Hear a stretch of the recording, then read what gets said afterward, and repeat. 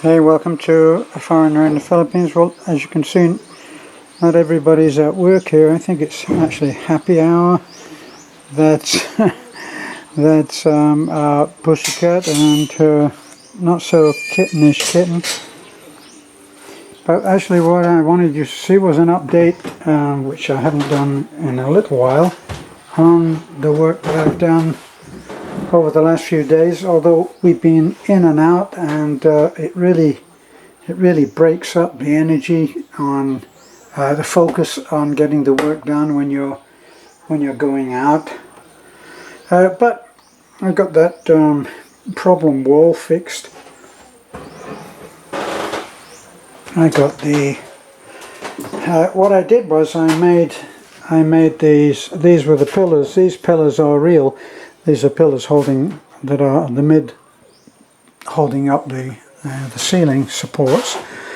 This is already supported. This actually is the bathroom in here. It's a tiny bathroom, but where these two walls meet, the corner was a mess. Just seemed a mess. So I made them into pillars.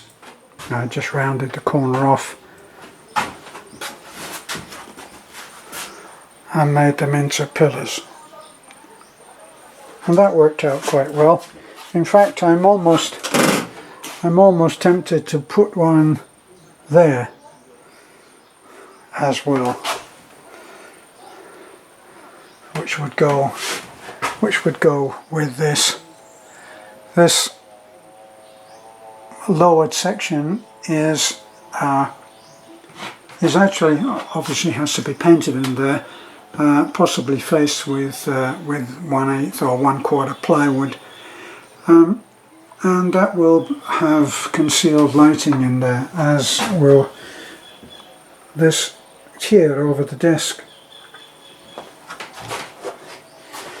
So I've done a theme which runs through the whole house. It's a very tiny house, but the panels, I like the panels rather than just have a plain wall. When you have something small, I feel it has to be extra detailed. Otherwise, it's just small. So this now, rather than be the black hole, this is now the door. So I'm not going to show you the door working, because obviously this is where the hinges will be, and at the moment it's just wedged in there. What I did was I put temporary doorstop. For some reason they don't seem to use doorstop here, so I'll make up some doorstop, and then the door will open outward from this side, so it will open outward like this.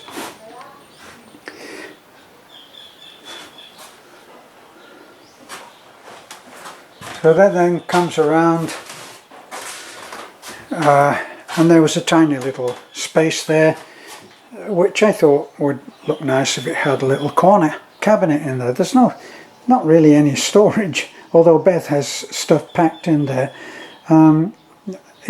Doesn't have any great storage value. And then I did this was a pillar, so I made up the pillar in the same way as I've done the others, which you can see going through the house. Still have to do the storage units under there. They need to be blocked off. They've been made into top storage. Just pull up that small panel. This obviously will have a fitted cushion for the dining room. Okay, still haven't painted the table, and the table won't just be painted white, even though I may do that temporary. It's something of a design, interior design thing that if you're undecided as to what the colour scheme should be, painting everything white is a good start. So then you can see different panels of colour and you can try them out on your basic, what is like a basic canvas. So I see all kinds of different colour that can go in here. This is the built-in couch, come workbench at the moment, and that's for, I made that into storage as well, which you can see has been well used.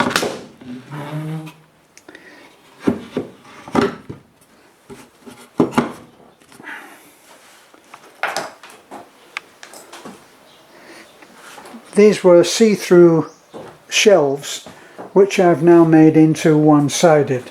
I don't see any need for shelves on second thoughts, even though it seemed like a good idea at the time.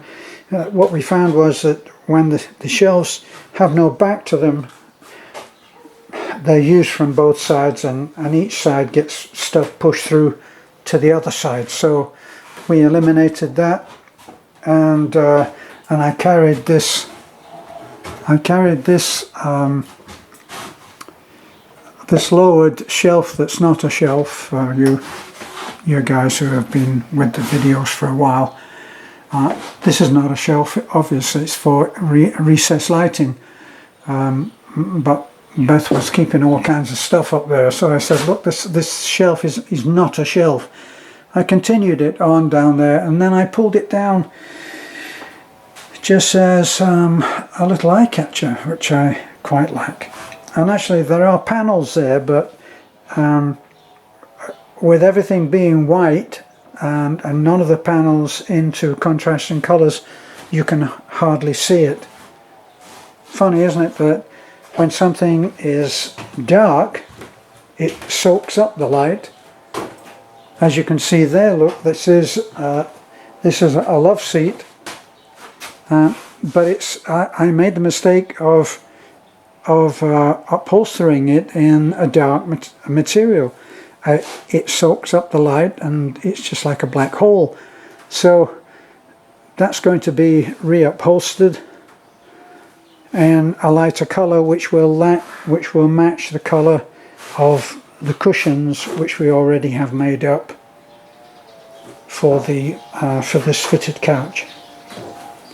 So what's happening next? That shouldn't take too long to do that dining storage area, and then really looking at doing what we can with what we've got. I really need more materials, but the budget has to wait until my pension, first part of next month.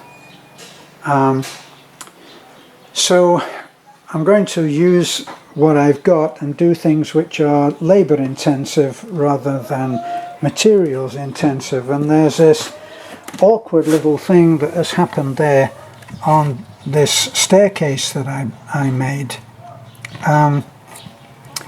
Really needs a piece to come up here, probably about 6 inches, which will handle that awkward little place, and needs everything to be caulked, needs everything to be sanded, cleaned, caulked and painted, and that will take us into the staircase. I hadn't intended really to do that, but I don't think that once all of this is all cleaned up and everything, and then we move the workshop will be moved up to the bedroom, and the bedroom is going to have the ceiling fixed. I've got the metal studs, we already have that, and we're going to lower that ceiling so that you don't see any of that framework. But meantime, when I do the staircase, I'll actually paint. I'll paint this this part here, because all of the carpentry work has been done on that.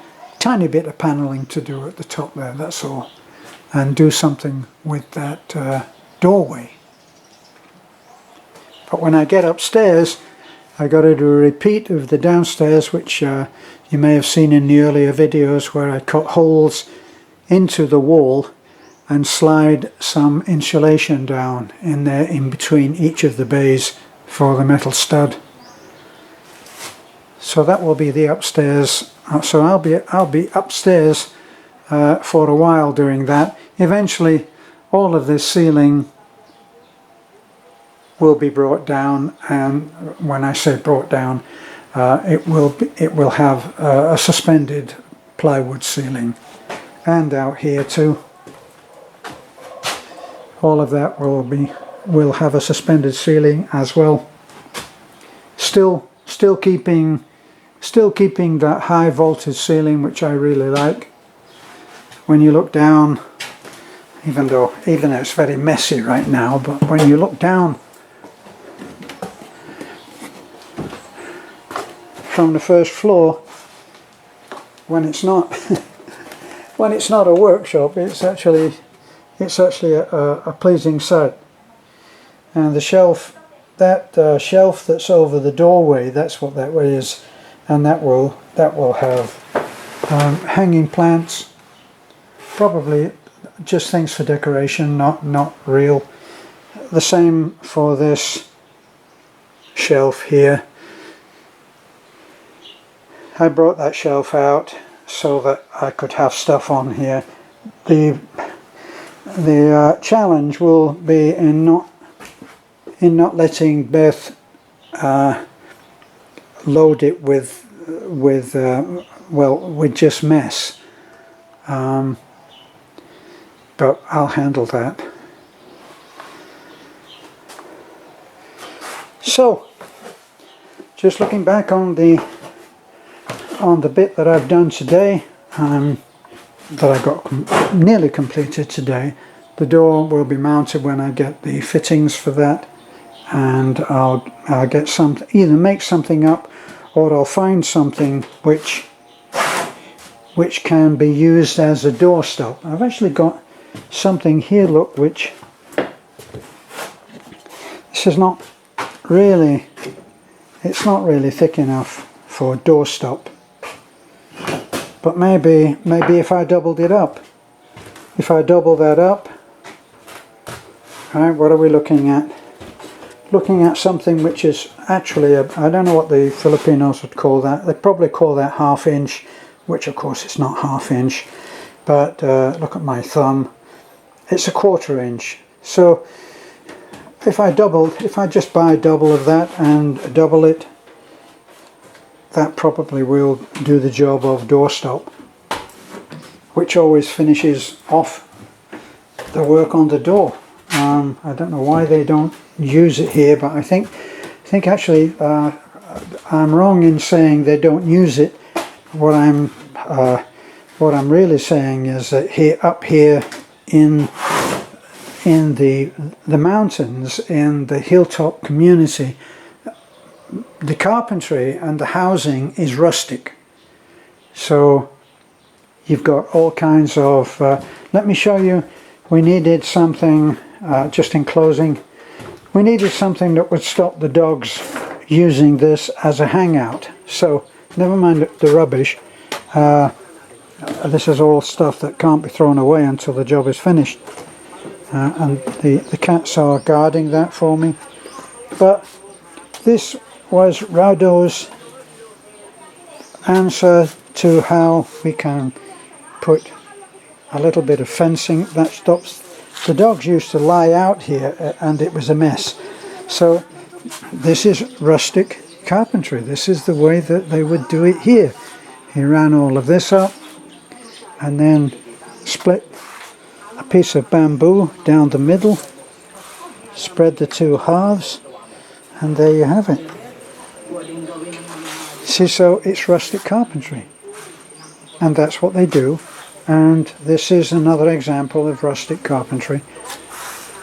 And you're with this one, they go to a great deal of trouble to rebate in here into that solid wood frame.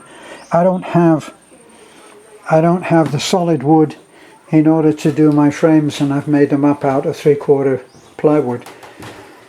The reason for that is when they need wood here, there's a ritual. They find a tree, and believe me, I'm not kidding when I say this.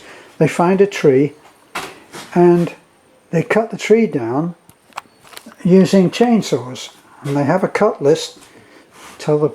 You tell the chainsaw crew exactly what you're doing, and they, you know, if you're building a house, you tell them, well, it's 15 by 20 house, and they'll cut you a list that will enable you to build a house.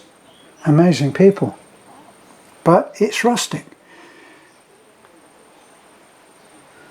See, here I can at least build reasonably accurately with 3/4 ply. That's 3/4 block ply, which is a little bit different to 3/4 plywood. It's not marine plywood, it's marine top and bottom, but the middle is pieces of wood laminated together, and they call it block ply. And that's what I've been using, and it's good for furniture. It's not good for building outside, it's not good for exterior work, but furniture and the kind of thing that I do, it does the job very well. So that's what I'm up to. Tomorrow, I would hope, if I'm not dragged out to do something else like we were today. We had to go to the funeral of our friend, the blind man. Very sad. If I can get a full day in tomorrow, then I should be able to get quite a lot done. Thanks for looking in, and bye for now.